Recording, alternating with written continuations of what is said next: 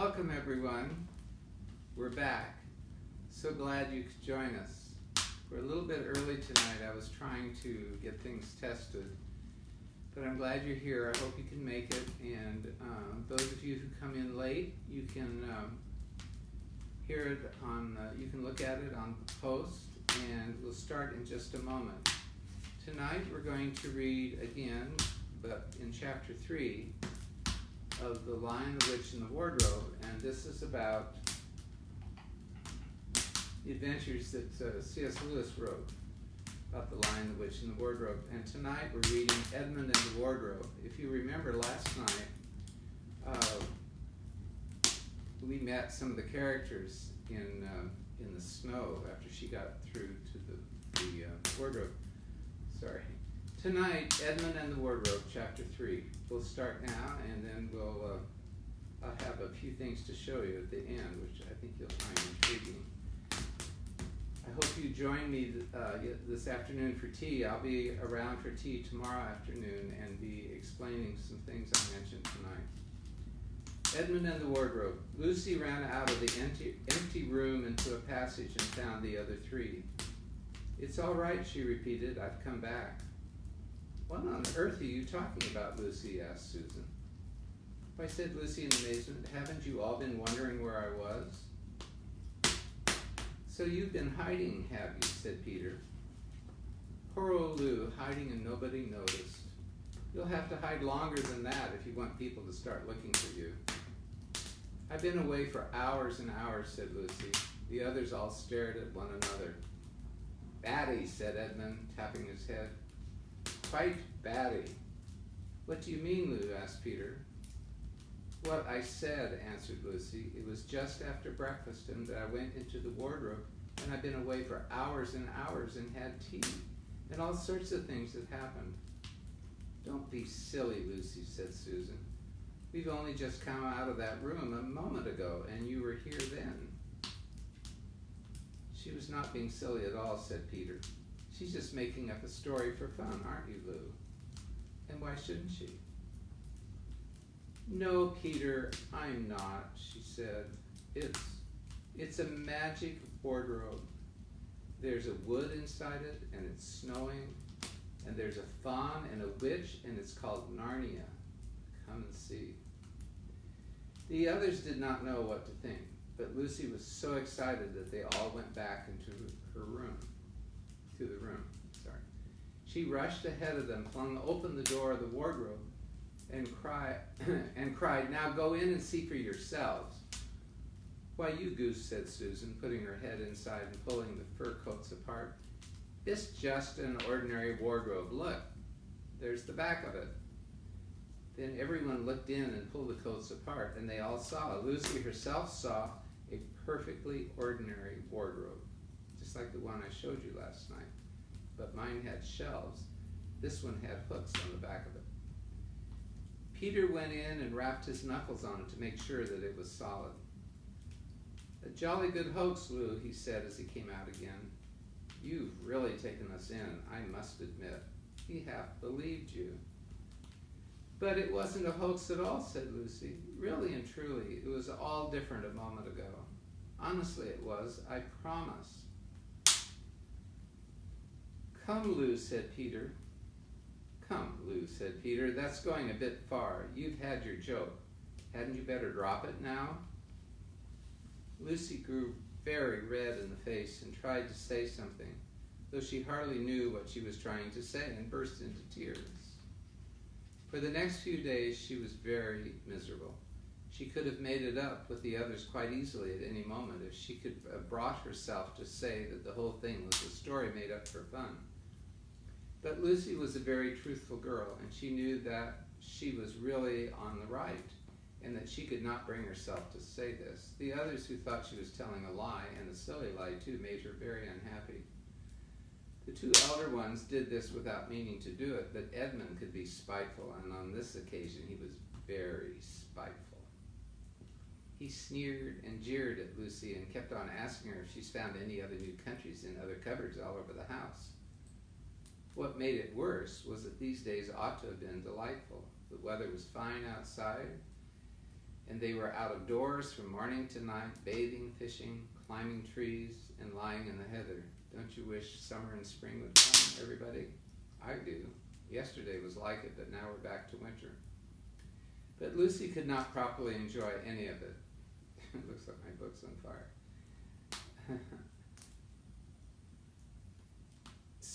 So things went on until the next wet day. That day, when it came to the afternoon, there was still no sign of a break in the weather. They decided to play hide and seek because they had to play inside. Susan was it, and as soon as the others scattered to hide, Lucy went to the room where the wardrobe was. She did not mean to hide in the wardrobe because she knew that it would only set the others talking again about the whole wretched business. But she did want to have one more look inside it. For by this time she was beginning to wonder herself whether Narnia and the Faun had not been a dream. The house was so large and so complicated.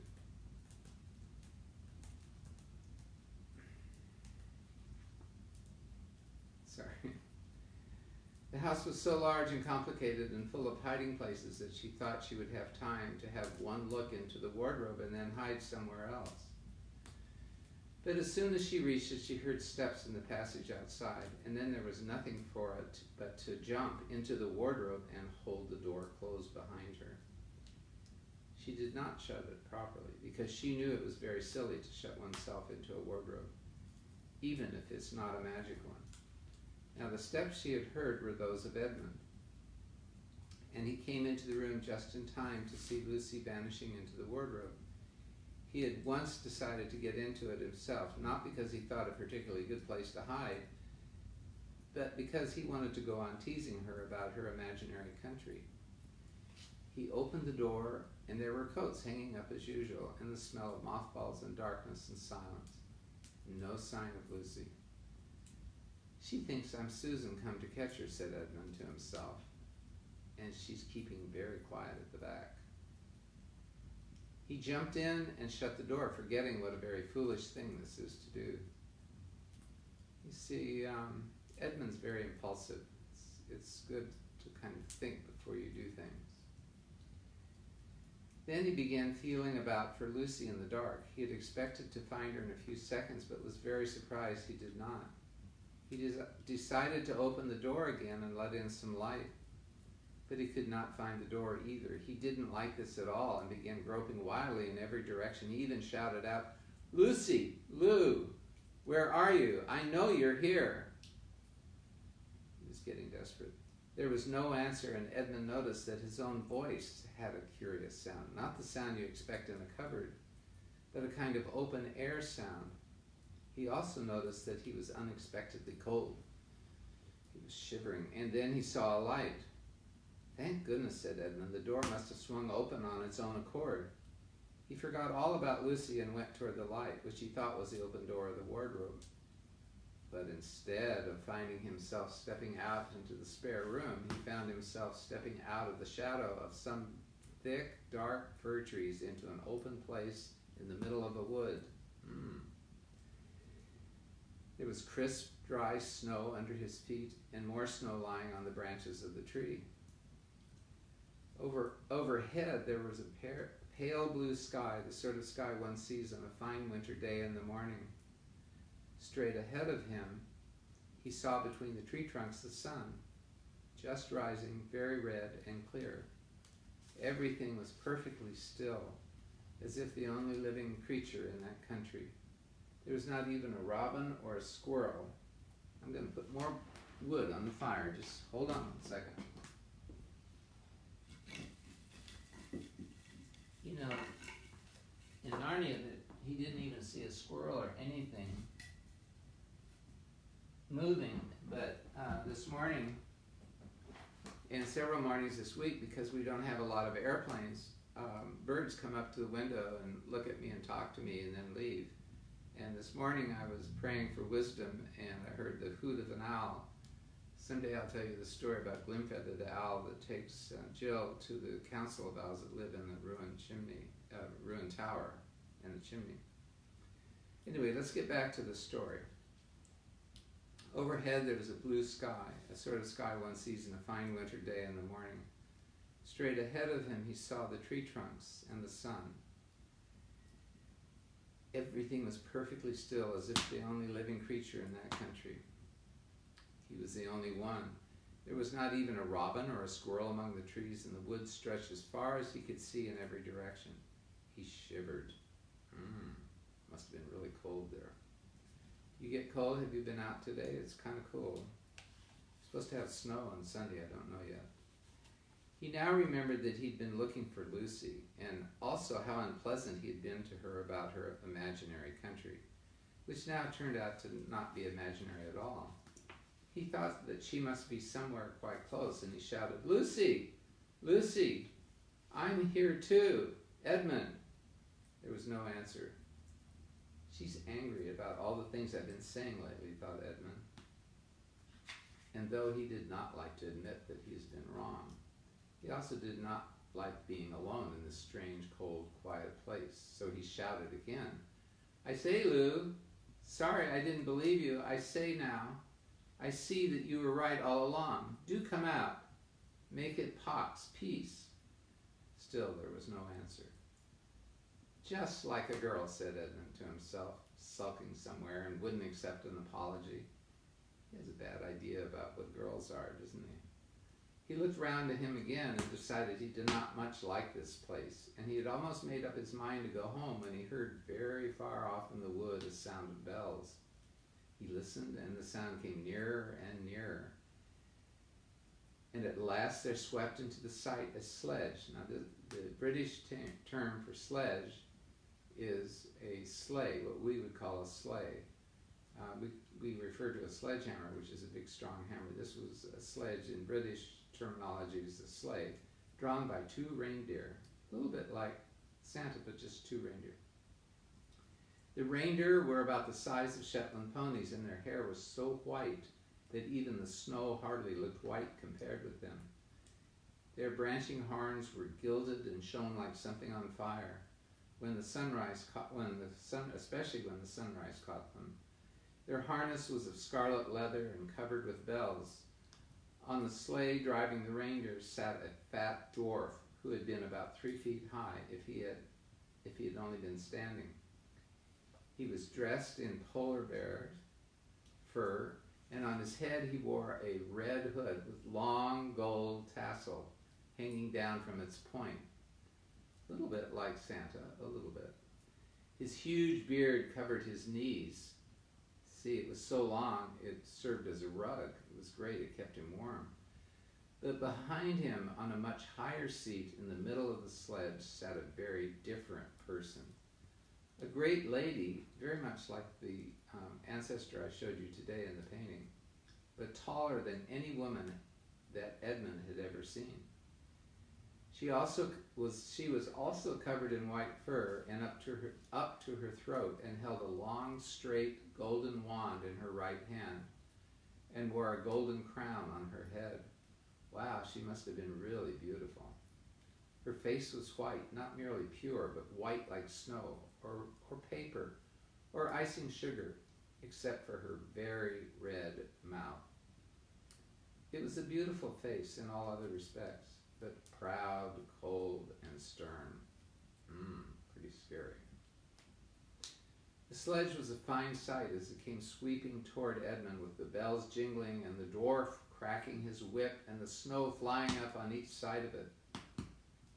"Stop," said the lady, and the dwarf pulled the reindeer up so sharp that they almost sat down. Have you ever seen that? Then they recovered themselves and stood chomping at their bits and blowing their nose, going. In the frosty air, the breath coming out of their nostrils looked like smoke. "And what, pray, are you?" said the lady, looking hard at Edmund. My name's Edmund," said Edmund rather awkwardly. He did not like the way she looked at him. The lady frowned. "Is that how you address a queen?" she asked, looking sterner than ever, probably shaking her finger or holding her wand and pointing. "I beg your pardon, Your Majesty, I didn't know," said Edmund. "Not know the Queen of Narnia?" cried she. "Ha! you shall know us better hereafter. But I repeat, what are you? Please, your majesty, said Edmund, I don't know what you mean. I'm at school, at least I was. It's the holidays now. Thus endeth the lesson of chapter 3. Tomorrow night we'll talk about Turkish delight. And I have something that's close to it. I'll show you. It's very delicious. Now, before we close, I want to, last night I shared with you something. I'm going to share something again about World War I in 1918 when the flu epidemic covered the earth. I showed you this last night. This is a small icon, a Russian icon with the Mother of God and the Holy Child and scenes from Jesus' life. And this was given to me, as I mentioned last night, by a wonderful friend who was a Russian emigre and escaped Germany during the Nazi era, by joining her brothers and sisters and singing in a band, going all over Germany, and they got out during Nazi Germany. She later became a professor at George Washington University. She gave this to me, and this was given to her by a very old lady when she was 90 years old, and the lady was Russian, and the lady was a nurse. And she said, I want to give this to someone who will value it and keep it. And Mary gave it to me in her will. And the woman said, I was holding a soldier, a Russian soldier, in my arms as he died. And just before he died, he said, I want you to have this to remember me. So let's remember the people who died in the coronavirus illness, as well as people who have died of other reasons, and soldiers. And let us pray for each other and value each other's life.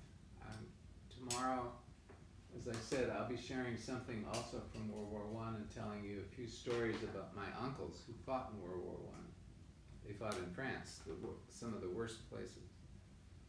But tonight, I want to show you something else I showed today, and I'm going to show it to you tonight in case you didn't see it. These are the insides of chestnuts. And I'm going to come up a little bit closer so you can see them. Just 1 second.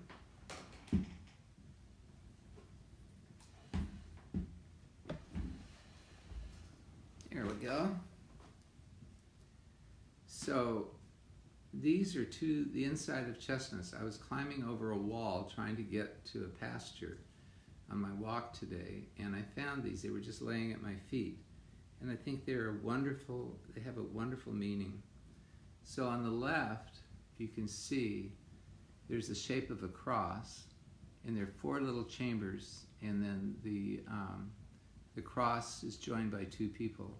To me, that represents a family, the safety of a family.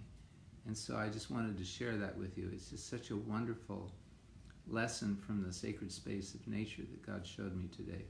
The second one is a little bit different, and it shows the same center but not the other parts. At the bottom there are 3 distinct holes, and this one to me symbolizes friendship because it looks like 2 hands being joined.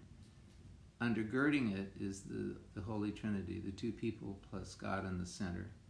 So I just thought you might like to see this. Put it this way, it looks like a man or a cross.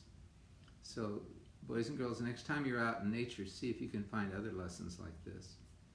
And you can't see my face now because I'm too far close. But you have a wonderful night tonight, and pray and bless your children. And thank you so much for listening. I'll talk to you tomorrow at about 3:30 for tea and object d'art and something really cool from World War I in France. Have a good night. Thanks so much again.